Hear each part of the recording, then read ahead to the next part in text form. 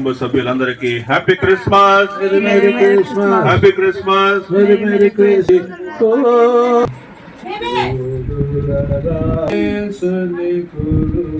మేము 8, 9, 10, 11 వచనాలు చదువుదాం. దేవుడు ప్రేమ స్వరూపి, దేవుడు ప్రేమ అయి ఉన్నాడని అర్థం. దేవుడు ప్రేమ స్వరూపి, ప్రేమ లేనివాడు దేవుని ఎరుగడు. మనము ఆయన ద్వారా జీవించినట్లు దేవుడు తన అద్వితీయ కుమారుని లోకములోనికి పంపెను. దీనివల్ల దేవుడు మన యందు ఉంచిన ప్రేమ ప్రత్యక్షపరచబడెను. మనము దేవుని ప్రేమించటమని కాదు, తానే మనల్ని ప్రేమించి మన పాపములకు ప్రాయశ్చిత్తమై ఉండుటకు తన కుమారుని పంపెను. ఇందులో ప్రేమ ఉన్నది. ప్రియులారా, దేవుడు మనల్ని ఇలాగూ ప్రేమింపగా మనం ఒకరినొకరు ప్రేమింపబద్ధులమై ఉన్నాము.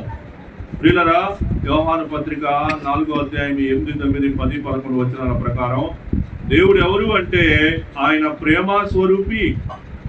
మరి ప్రేమ లేనివాడు దేవుణ్ణి ఎరిగినటువంటి వాడు కాదు అని తెలుసుకుంటా ఉన్నాం.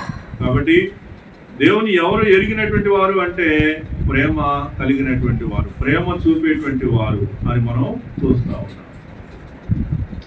ప్రియులారా, ఇంకా మనం ఏం చూస్తూ ఉన్నామంటే ఆయన ద్వారా మనం జీవించడానికి ఆయన ఏం చేశాడంటే అద్వితీయ కుమారుని ఈ లోకంలోనికి పంపాడు. అంటే క్రీస్తు ప్రభు వారిని ఈ లోకంలోనికి పంపాడు. ఆ క్రీస్తు ప్రభు వారు ఏం చేశారంటే తన యొక్క ప్రేమను మన ఎడల ప్రత్యక్షపరిచి ఉన్నారు. దేవుడు మన యొక్క ప్రేమని, దేవుడు తన ప్రేమను మనకి క్రీస్తు ప్రభు వారి యొక్క రూపంలో చూపారు.